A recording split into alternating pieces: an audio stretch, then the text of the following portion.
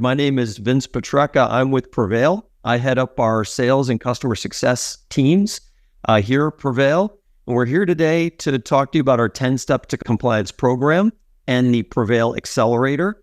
And we've got some great participants here today. I'm going to go ahead and let them introduce themselves. Noelle, you want to go next? Sure thing. Hi, everybody. I'm Noelle Vestal. I'm the compliance officer here at PreVeil and excited to talk about our new offering of the 10 steps to compliance. Thomas? And I'm Dr. Thomas Graham. I just show up, make fun of Noelle, and go on about my day. He's not wrong. It's about right. So I'm Vice President, Chief Information Security Officer for Redspin, who is the first authorized C3 PAO.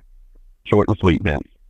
Very good. Very good. I might let get off that easily, but just to let everyone know on the call here is that PreVeil is a provider in the CMMC space, so we'll get into more details on exactly what we offer in a minute. But Redspin specifically is a partner of PreVeil's, and they are a C3 PAO assessor in the CMMC space. Correct, Thomas?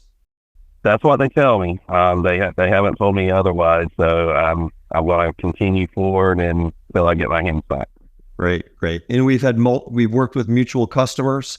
Some of whom had a good deal of success in their CMMC journeys, and we'll get into that later on as well. So today we're going to get into a number of topics around compliance, PreVeil's Compliance Accelerator, the PreVeil platform, answer questions from the audience. But to start off today, there are some recent updates in the CMMC space. Always nice to start with some current events. So Thomas, do you mind if I turn over to you if you want to share any of the latest news on CMMC? Well, generally when I start having these conversations, I always have my usual quantifier of, start drinking now. It's probably pretty appropriate given the news over the last week or so. So, what is some of the biggest news that can come out of CMMC these days? Well, it's rulemaking. There's two rules. There's 32 CFR and 48 CFR. Guess what? We have news on both. So 32 CFR, as of last week, for our understanding, OMB completed their review and now it is going to be sent to the Federal Register for publication. What this means is, let's just say 2 to 4 weeks, 32 CFR will be posted as a final rule to the register. So what does that mean? Well, it means a couple of things. One, we have been told that when the rule is published, essentially joint surveillance assessments will go away. And for those that are unfamiliar, joint surveillance is the voluntary program organizations can go through right now to show that they're compliant with their DFAR 7012 requirements. The other part is, formal CMMC assessments can begin. And we've been told, so long as there is no changes in the language from the draft rule concerning to the final rule, that could be as early as November of this year. And I do put that quantifying in there because nobody outside of the DoD has seen the final rule yet, other than OMB. But that is something that we've heard from a couple of different sources. So I feel pretty confident those assessments can begin in November. All right. So what does that mean for everybody out there in the contracting world? Well, does that mean you have to get CMMC certified in November? No. Within the rule, the draft rule that was published last December, there is a 4-phase implementation. Yes. Those 4 phases identify when CMMC can begin being placed into contracts for enforcement.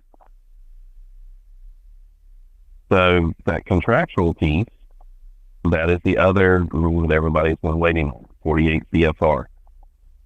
Well, 48 CFR got published this morning.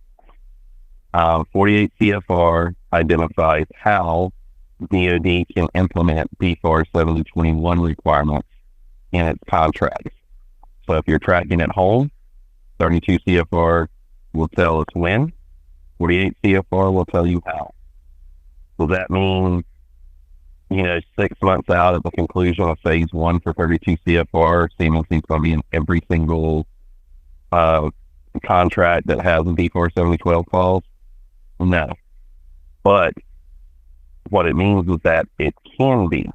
So if you have contracts coming up for renewal or new contracts that you're bidding on, just be aware that when those items come out, that you may need to pay attention to see if it has not only your D4 7012 requirements, but now D4 7021. And hopefully all that makes sense then. No, I appreciate that, Thomas. So in summary, things are going as planned when it comes to the CMMC compliance program and the finalization of the rule. Correct. A couple months ago, the rumor was DoD was trying to do their best to get the rule finalized prior to the end of the fiscal year, and then it shifted to, well, they want to get it finalized prior to prior to Election Day. Well, it looks like they're hitting that original timeline to where 32 CFR is going to be published before the end of the fiscal year, which is September 30th. Very good. Okay, great. So I think that's in terms of program for those following the program. It's just further validation that things are moving forward. The gears are clicking into place.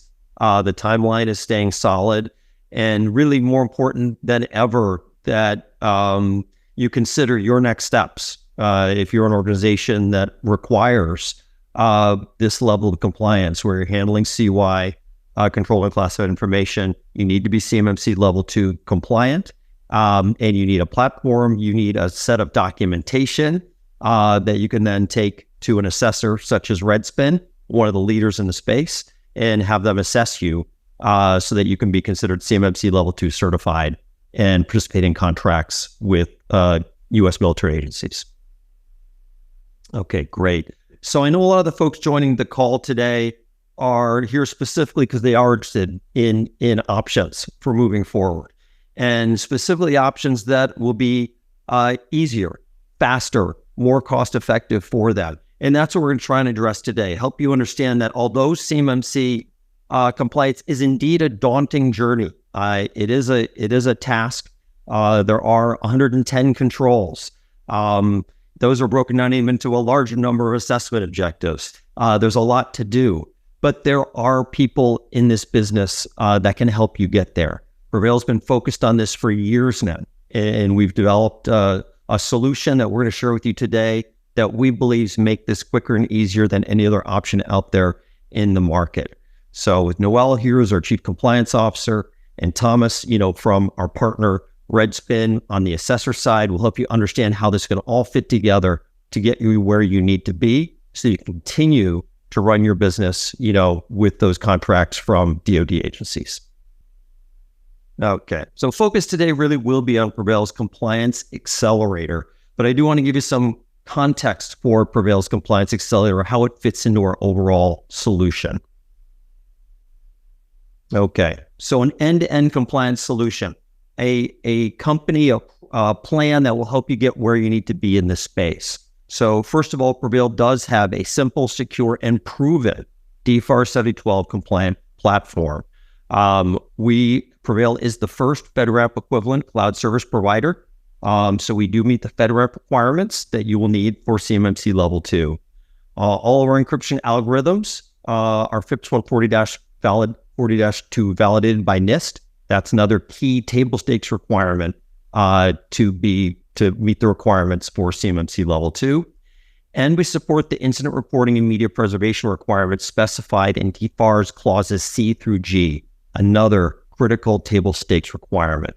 So PreVeil meets all those. In addition, we store all our encrypted data in the AWS GovCloud, FedRAMP High impact rated. So a very secure solution, meets the requirements from a DFAR's perspective.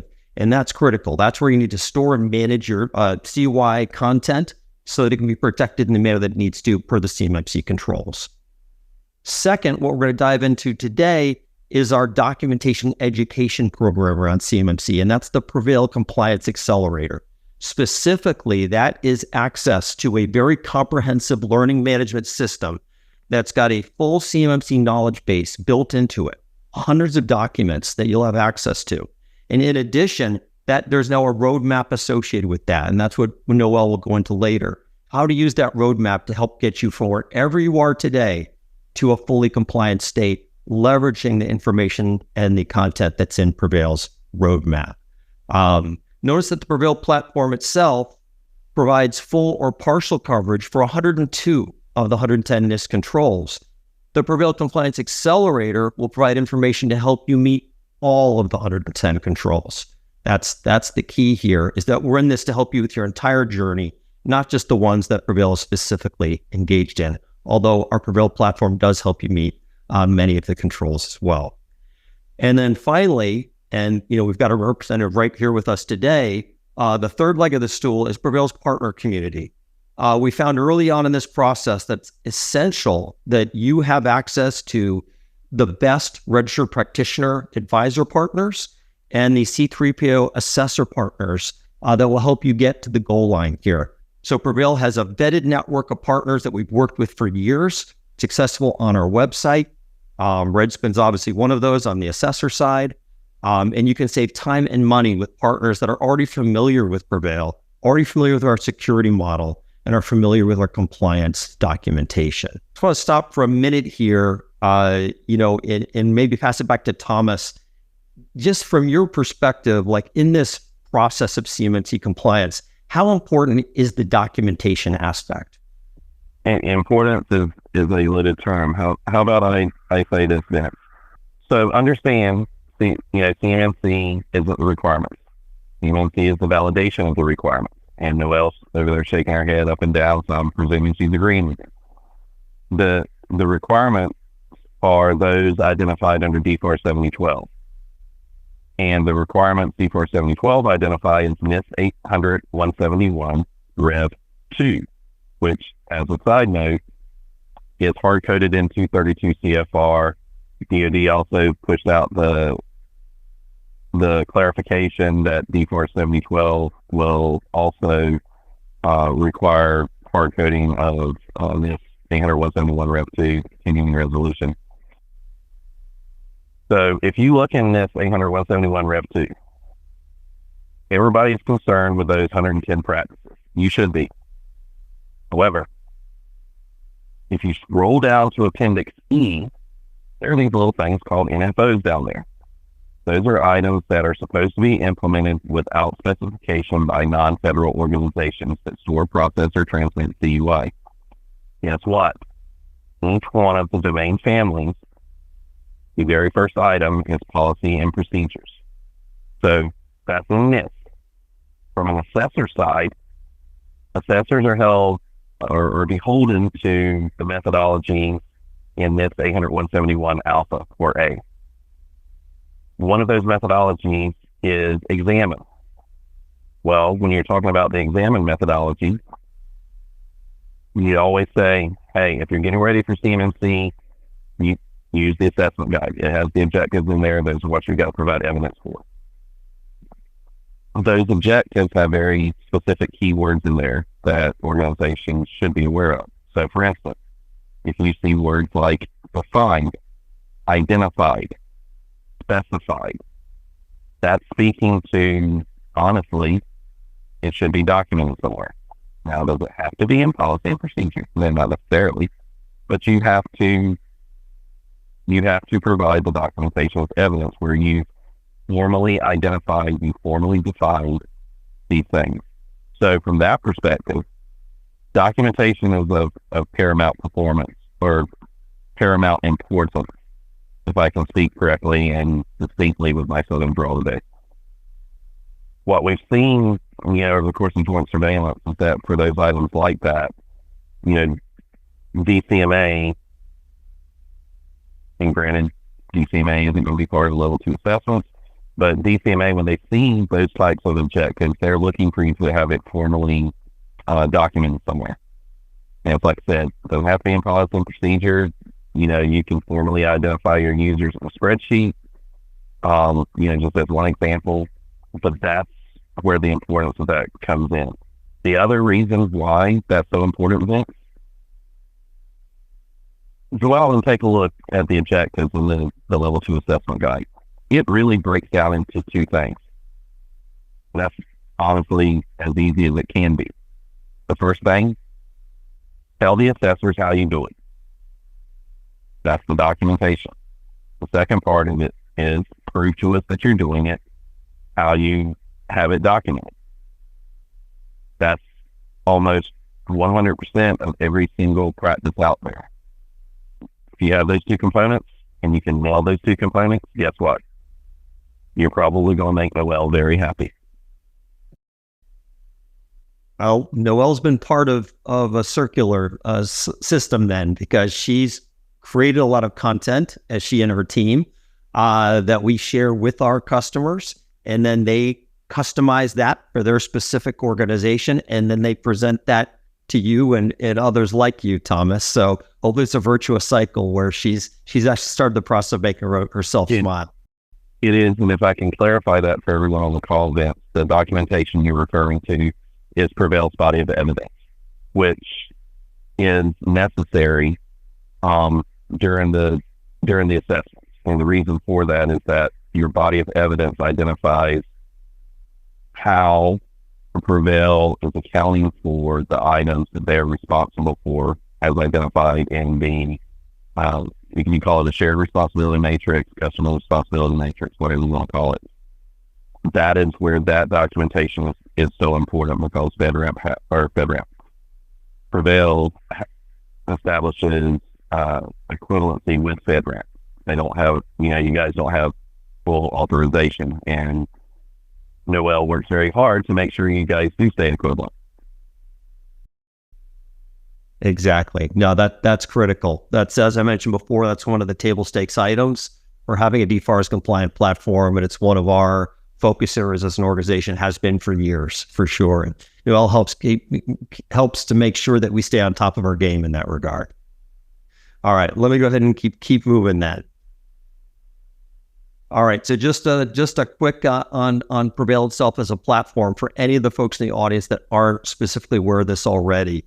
PreVeil is an extremely easy to use DFARS 7012 compliant encrypted email and file storage and sharing platform. It's in the cloud. As I mentioned, it'll help support many of the controls involved with CMMC. From an ease of use perspective, extremely easy to deploy and to use. You can maintain your existing Microsoft Office 365 environment for your non-CUI content, or Google Workspace if you use that, or even an on-prem environment.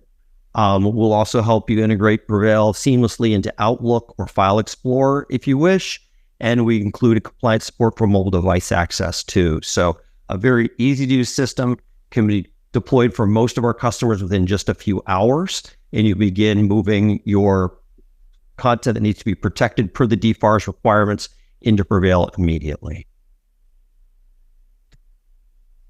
PreVeil is protected. We mentioned the encryption, we mentioned the FedRAMP, etc.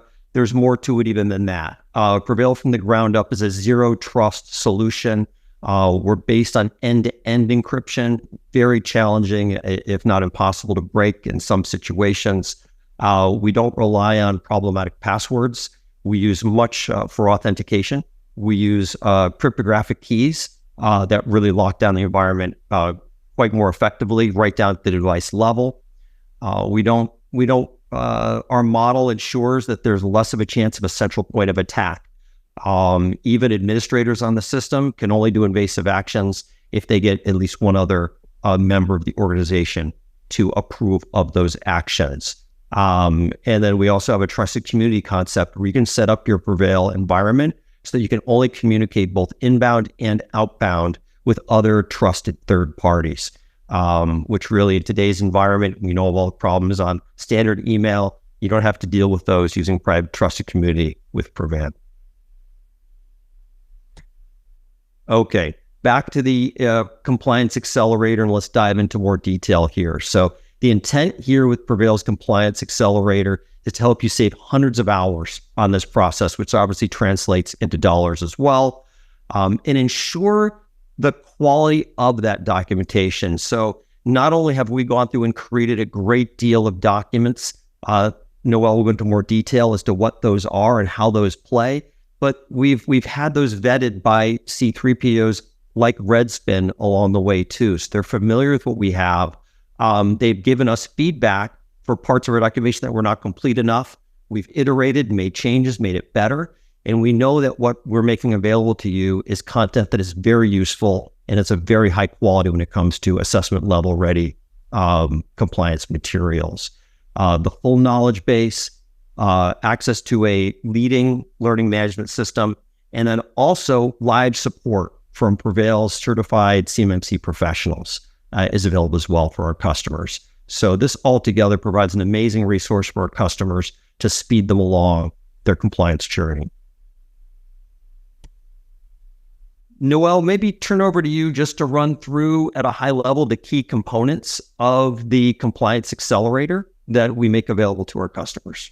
Yeah, absolutely. And thank you guys for saying so many wonderful things about me. That's so nice. So the Compliance Accelerator, just like we've been talking about all day, is really a guidance for you. So that was the whole reason for creating this sort of complete compliance solution. And I love that term. I feel like this is a much more complete solution because as we've been iterating and changing and growing, and as CMMC has been changing and iterating and growing and all the changes we've had, things have sort of shifted here and there, and priorities have shifted with assessments and all those kind of lessons learned. So with all of that and with feedback from all of our customers, one of the biggest, not issues, but, concerns that we had from our customers were, okay, great, I have all this cool documentation from you guys. What do I do now? What's the next thing? So the key components of the PreVeil Compliance Accelerator are those core compliance documents. So these are the ones that we have had for years now. This is a pre-filled system security plan. All of the PreVeil information is filled out for you. Obviously, you need to go through and make sure it applies to you that way and everything else, but it kind of walks you through as you go. So there's boilerplate language, and then there's guidance on, hey, maybe you should do this here. Or here's an example of what you could do here to meet that control, etc.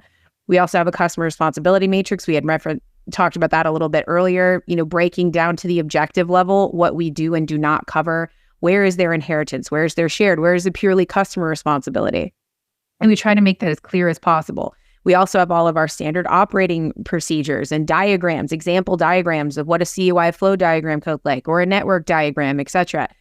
All the self-assessment guides are linked in there as well. We have all of the compliance video training. So if you had ever heard or was a part of PreVeil University, all those videos are still within there. We also have additional videos now for each of those steps to walk you through what you need to do in that particular step, as well as documentation talking about what to do in that step as well. And the step-by-step instruction for leveraging CMMC, it really is a 1, 2, 3, 4, 5. I mean, it goes all the way down. Now, it doesn't mean you have to follow it in that order. We have customers that follow it however they'd like to, but at least it gives, especially for those people who are maybe like, I'm not really sure I understand what I'm actually supposed to be doing here. This is a really great resource for you to actually start becoming familiar enough to sort of, ask the questions that you may not know to ask right now because you don't have the education yet. And that's what we're trying to solve here with the accelerator, is helping our customers get educated and understanding enough about what they need to do, and also, help make it easier for them. Yes. Great.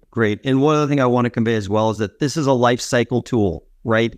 The compliance requirements are constantly evolving, changing, will continue to, even after you become certified the first time. And our goal is to have this repository and this roadmap be relevant throughout your journey, throughout the process, even into the future. Absolutely. Our goal is always, and as you can see, we've iterated over and over again already. So we're just going to keep doing that. As things change, whenever we do get to a point when Rev 3 is required, we will absolutely be updating these things. And anything else that happens, if there's anything that comes out with the final rule that maybe we weren't aware of, we will absolutely immediately take action to update those things for our customers as soon as we can. Very good. Okay. And this has already had an impact on many of our customers. I got a couple of quotes here on the slide. I won't read those. Feel free to take a look at those, but people are finding that this is really saving them a lot of time and money. It has enabled them to go faster through the process of compliance, up to and including that final assessment with a C3PAO. In fact, at this point, we now have 12 PreVeil customers that have received 110 of 110 scores on those joint surveillance voluntary assessments that Thomas mentioned before, leveraging Compliance Accelerator content which is pretty, which makes us very pleased, of course. But we want to see this really across our customer base, and we now have over 1,300 defense contractor customers using PreVeil for NIST and CMM, as they move toward NIST CMMC compliance. And of course, most of those will also be taking advantage of this content as they go through that process too. Thomas, maybe you can reference any experience that you've had with PreVeil customers as they've gone through into the JSPA process. Oh, well, I mean, I can reference one specifically, and that is CocoScene. And I want to caveat what I'm getting ready to say with, they accomplished this under joint surveillance. If it was formal CMMC, they would have had to go back to the beginning and started all over with the assessment process. So CocoScene, and the reason why I can mention it, they are on record with saying the exact thing in various forums. When they went through assessment, they were under the impression at that point that commercial 0365, since it has FedRAMP moderate status, would get them through the assessment, that it was good for CUI. The problem being is that Microsoft themselves say in and of itself, commercial 0365 cannot comply specifically with the DFARS C3G requirements.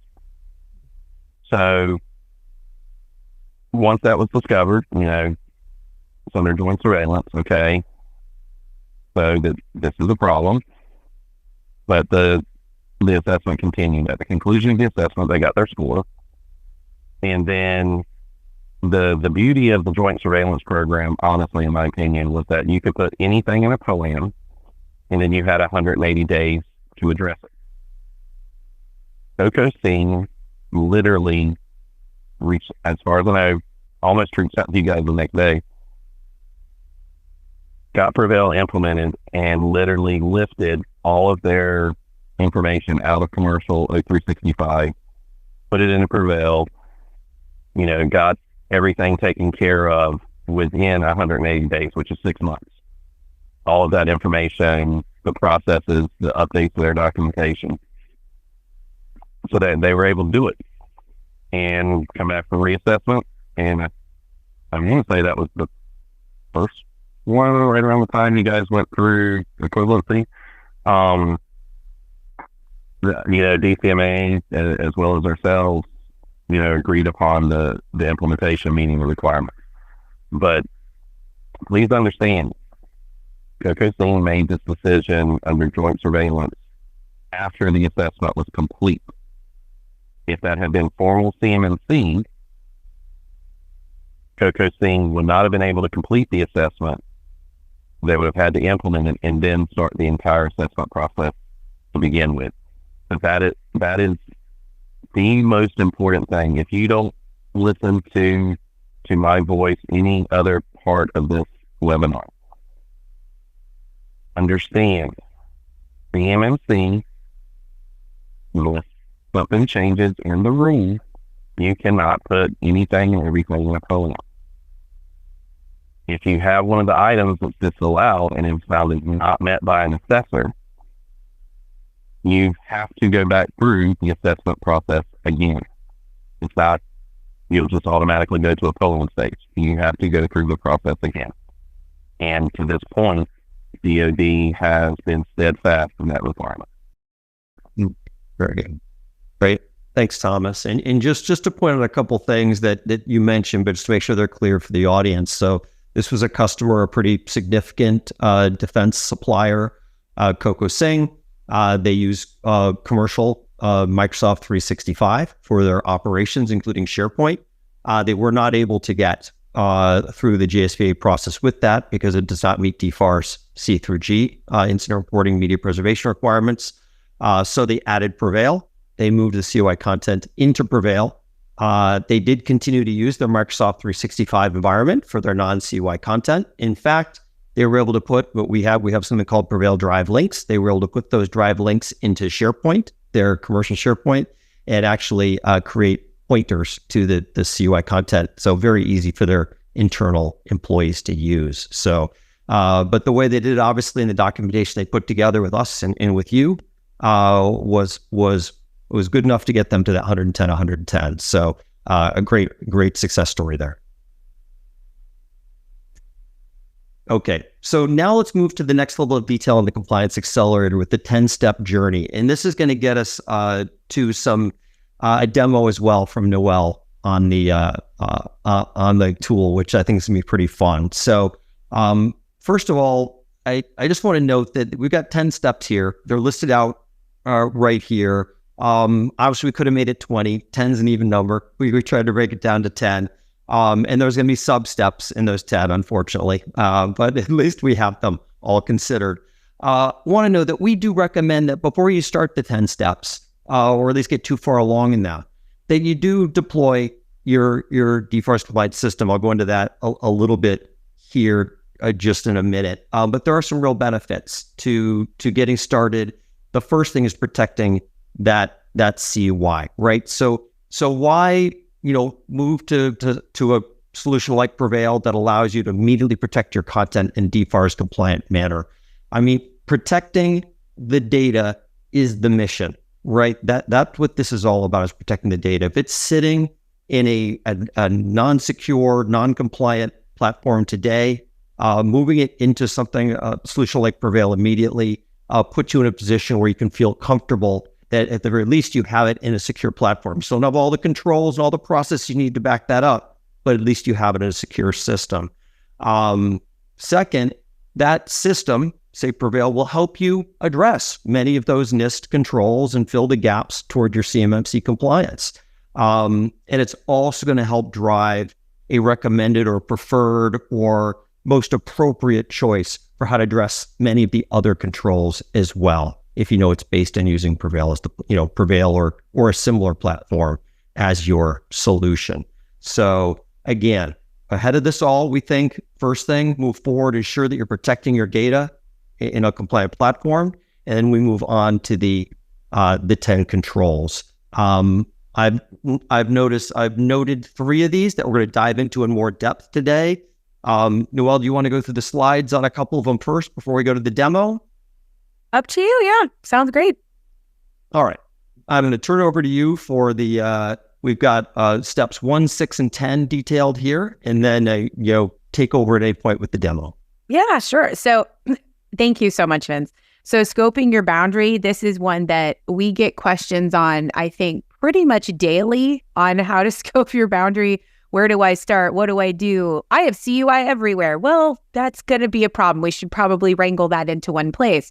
So scoping your boundary, say, is really an extremely important, if not the most important step to compliance, because once you scope that boundary and figure out where that CUI is, that's when you can really start actually building your program, your compliance program around that. If you don't actually have a handle on where your CUI is in your organization, it's going to be a struggle to protect it, right? Because you don't know where it is. So let's go ahead actually and jump over to the next slide. We're going to walk through these kind of quick because then I'm going to also do a demo. Documentation is something that we've talked about extensively, with customers and prospects, and we've even talked about it a lot today. Documentation is a massive part of your CMMC journey, and a lot of our customers have felt very overwhelmed by the requirements of hundreds of pages of documentation in a lot of cases. So we've gone ahead and, like it says here, have our system security plan, customer responsibility matrix, and our standard operating procedures kind of ready to go to help you as much as possible to get that jump start that you need on the documentation, because it is a very daunting task if you don't have some assistance. And the next slide, please, Vince. Mm-hmm. And then obviously, as we have a C3PAO right here, this is an extremely important step because this is the whole point, right? You want to have somebody come in and validate that you're actually doing all of the NIST 171 steps and you're implementing all of the controls and objectives. But finding someone that you are comfortable with, it makes sense, that can be sometimes a daunting task. Of course, obviously, if you just go to Thomas, everything's great, I'm sure, but maybe you have different options for a C3PAO and you're looking for something else. So we have an entire dedicated course on what kind of questions to ask, where to look, and how to know if you have an actually validated C3PAO. So with that... Exactly. And just to throw in, these are just 3 of the steps, little bit of detail here. We're not going to go into detail on every step today because we really want to give you a chance to see the learning management system and the PreVeil Compliance Accelerator in action for a few minutes here. So let me drop my share. I'll turn over to you, Noelle. Thanks, Vince. Like Vince just said, obviously that's not all the steps. We even have some extra steps here. So not only is this, the 10 steps, but it's also sort of think of it as a compliance resource. So, we have like places for additional compliance resources, links that people need, information that, people have trouble finding a lot of the time. We also have, some additional steps of, hey, how do I know when I need a consultant? Or, where do subcontractors fit in? We get these questions constantly. So we'll dive into, though, a little bit more step 1, the scoping your boundary step. So you'll see this is pretty standard for all of the courses. You'll see that there's the step in the name. You've got a video here. Then there's also some information here where it says compliance journey step 1 for scoping. So when we open that, you can actually see the individual steps for scoping. Now, in our overview document, this is only a couple paragraphs. When you look at it in the full document, it's several pages of questions, different things to think about, different things, have I thought about how CUI enters and leaves my organization, who interacts with it, etc. And then at the end is just a handy sort of, hey, here's an example, like this is the kind of stuff you need to be thinking about.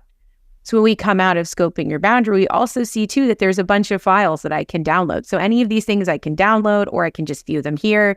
It's really up to me. And so then when we go to the documentation, that's the one that's got the most stuff, understandably. So we have the same course information. You see that this is step 6 for documentation. It goes through different steps, different things you need to think about, different types of documentation you can think about, etc.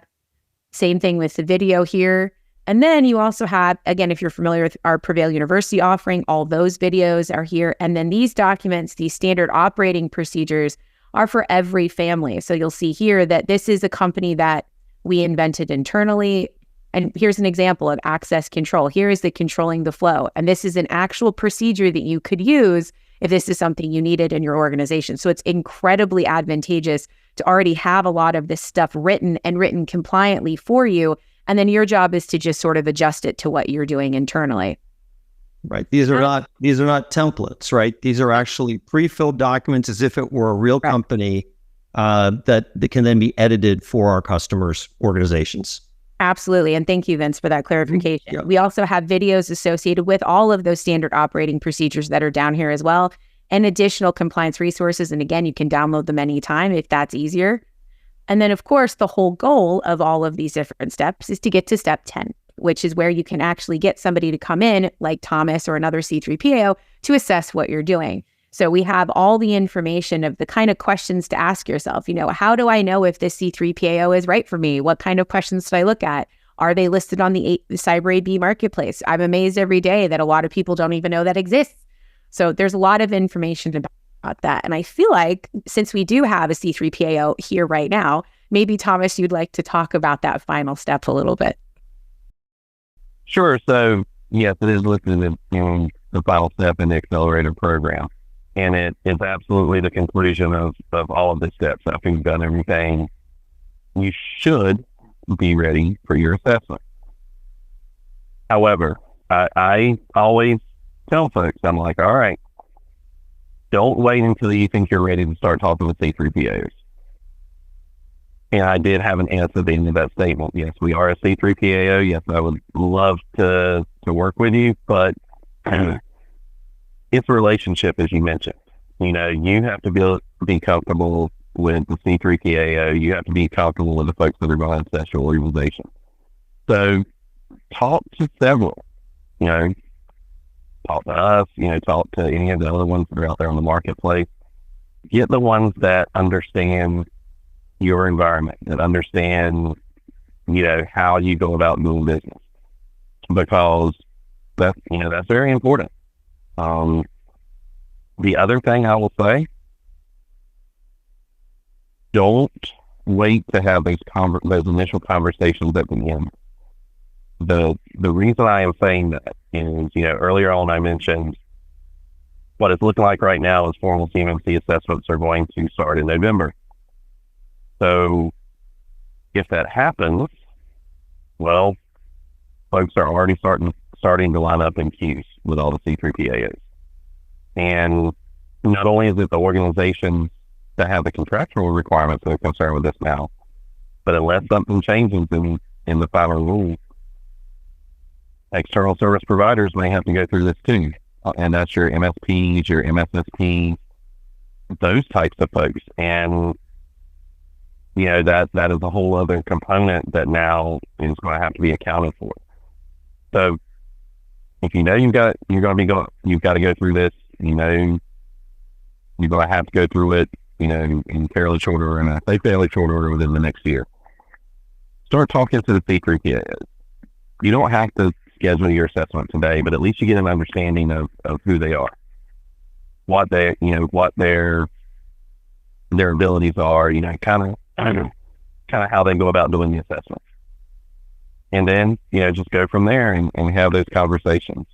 But I don't know, that's just me, and I don't know, I get told my opinions are very widely varied depending upon the circumstance, and my sanity is challenged most of the days because everybody can see I don't have any hair left to pull out.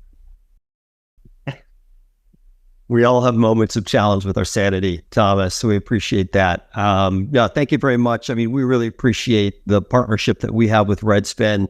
You guys are clearly one of the leading, most respected C3PAO assessors out in the marketplace. We've learned so much from you and been able to make our compliance program and our platform better as a result. And that's really assisting many hundreds of customers in the defense industrial base. So I do want to show, Thomas mentioned to go ahead and speak with, go speak with partners.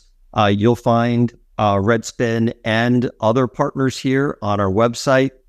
These are all PreVeil's preferred partners. They've all been vetted. They've all been PreVeil partners for a long time.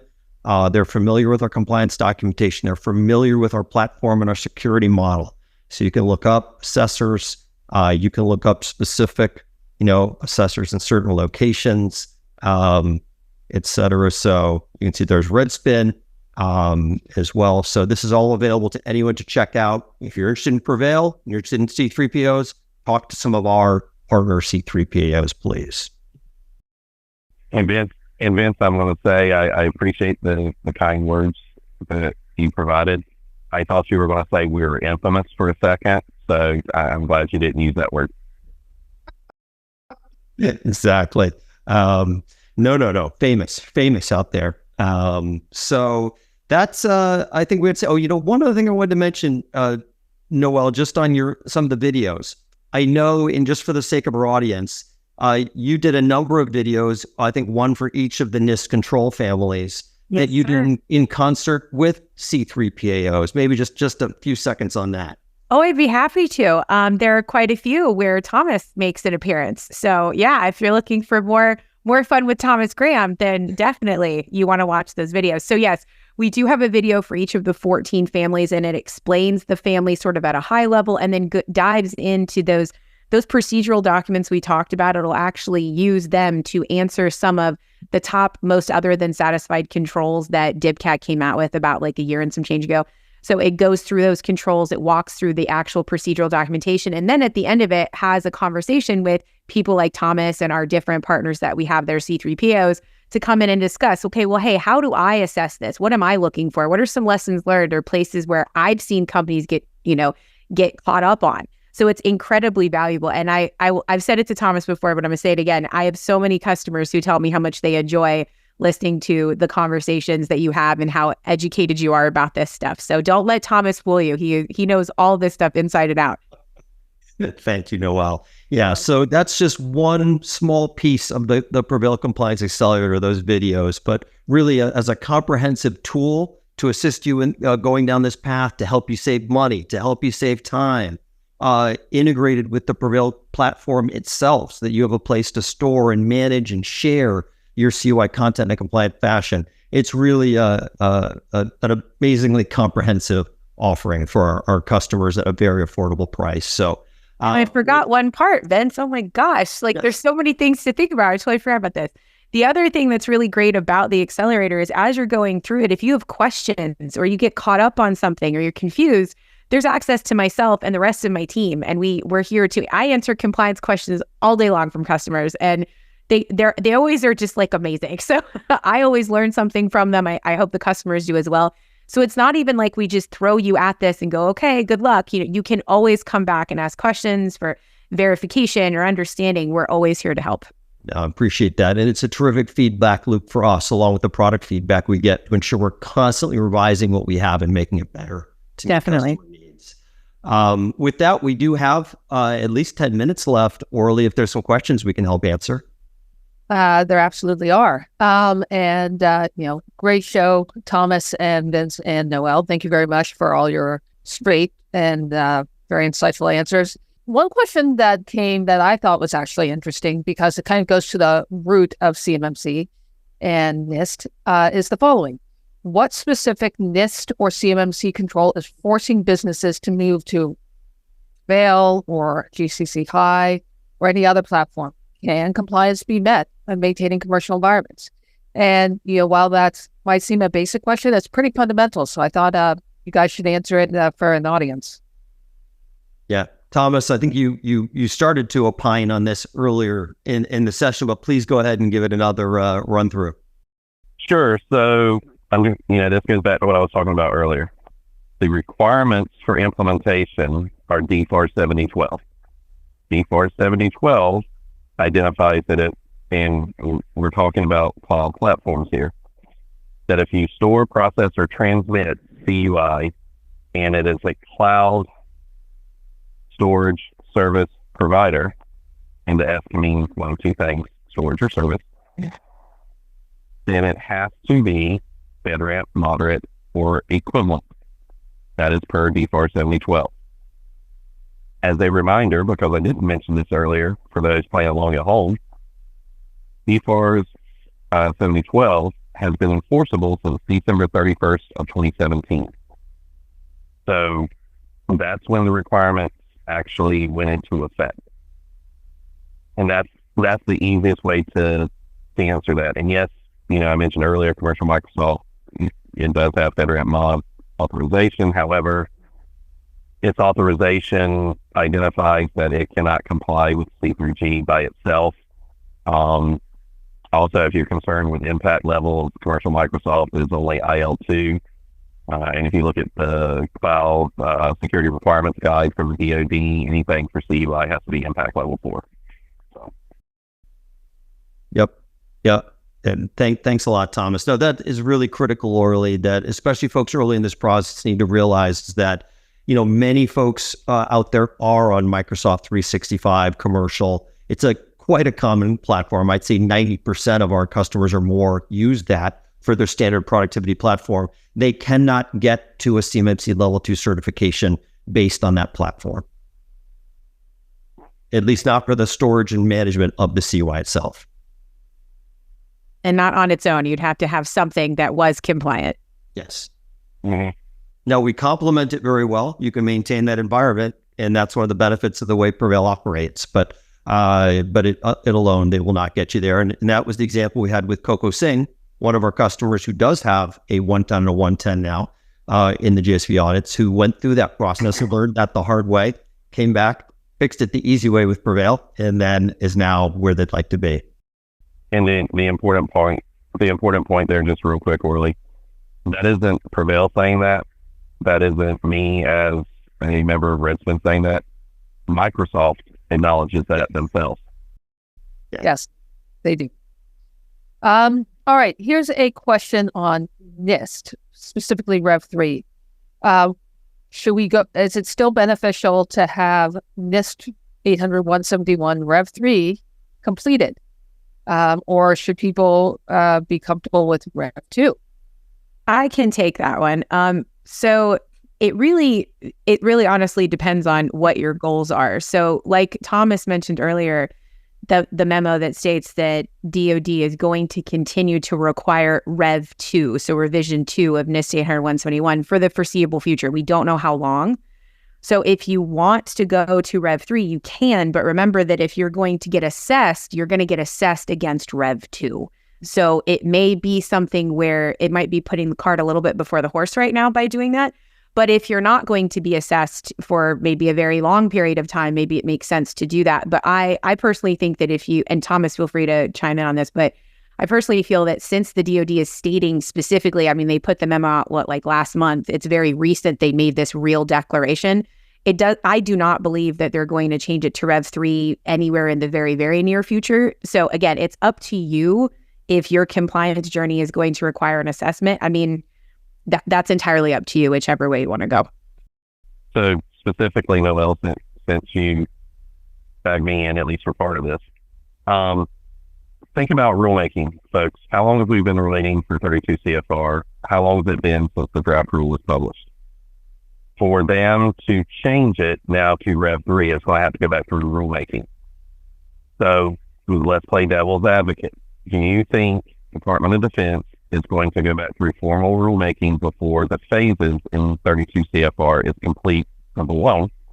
Number two, if that happened, now all the assessment guides, all the training materials, all the instructors would have to be trained for about the certification classes. Then all the assessors and CCPs would have to get Delta training, and you have another set of dominoes that would occur. So that's one of the reasons I think why DoD put out that continuing resolution. Don't hold me to that second word, but hard coding Rev 2 into not only D4 7012, which is what that did, but it's also hard coded in the 32 CFR rule. Yep. Thank you, Thomas. All right. Here's a question that I think I'd be interested on you guys answering is, can you store compliant documentation for CMMC on Dropbox? Is it Dropbox for government or is it Dropbox commercial? Yeah, it just says Dropbox. That's the question you need to ask. Yeah. And you're saying that regular Dropbox, no. Yes. Sorry. Maybe not. Maybe Thomas. Maybe Thomas thinks differently. Dropbox. You tell us, Howard.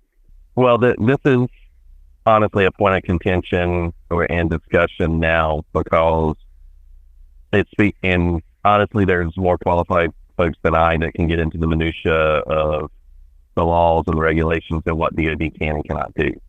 So when you say compliance documents, that could be honestly one of several things. So if you're talking about your own policies and procedures, stuff like that concern your organizational systems and services, okay? Right now, the thought process is, should you have it in a protected environment? Probably, but there is no hard and fast requirement for that as of today. 32 CFR makes reference to, I believe the nomenclature is security protection data. So one of the things that I know ourselves and some of the other C3POs, RPOs, and other folks ask for clarification on is, what exactly are they including in that? Are they speaking to the official assessment package, which does have to be stored or uploaded into EMAS, which is a protected environment? And at that point in time, the indication is DoD will treat that as CUI. Does it speak to raw vulnerability scan data? Does it speak to your organizational policies and procedures? Well, one of the items in CMMC wants to understand how you provide the folks that use your environment not only access to the policies and procedures and stuff like that govern the environment, but you also tell them where it's at. So I'm going to give you a good example of where, if this was in a CUI environment and it's self-contained in the CUI environment, it's probably not a good idea. We've been talking about SharePoint. Well, Dropbox, it's a different kind of file storage, but within CMMC, you're bringing in HR folks, you're bringing in marketing folks. For the most part, those types of individuals probably do not have a need to have access into the protected environment on a daily basis. So if you're storing it, well, you can tell them where it's at and how do they have access to it. the best advice I can give folks, once the final rule comes out, it's like I said, there's quite a few organizations and individuals have asked for clarification on this. So I'm hoping if DoD had to adjudicate all the comments, so they'll provide clarification on it. But right now, there's no hard and fast requirement that says, hey, you can't put your organizational policy and procedure, even your SSP, on a commercial file storage. The only requirement is if it's CUI, you're storing it, you're processing it, you're transmitting it, it has to be in the protected environment. Thomas, how do you need to store the materials that your customers or clients share with you? So, first of all, I want to go on record, just between all of us and the NSA listening on the other end of this webinar, that when Redspin conducts an assessment, honestly, we just won't read access. We want it to stay in whatever environment you're utilizing, number one. Number two, if there is a need for us to have any of your materials, well, guess what? C3POs have to go through the assessment just like you guys do. So we have our own protected environment, and that's where it will be maintained. Once the rule is final, unless something changes, C3POs, just like organizations, will be held to requirements on maintaining information from that assessment. As it stands right now, C3POs will have to maintain information, I believe it's on the hash value of the artifact package and the assessment key, but the organization seeking certification will have to maintain the hashed artifact package itself, and I want to say it's for a term of 6 years. Right. So just be aware of that. Noel, he does know his stuff. He always does. Love it, Thomas. Thank you very much. Or I put up the contact information for folks that are still hanging in there.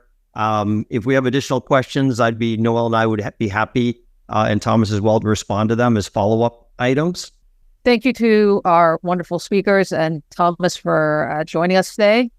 And of course to Noel and Vince. Thank you for leading this audience through understanding how they can simplify their compliance journey. All right. Thank you, everyone. Wherever you are, have a great rest of the afternoon. Thanks, everyone. Yep. Bye all. Thanks for joining. Bye, everybody.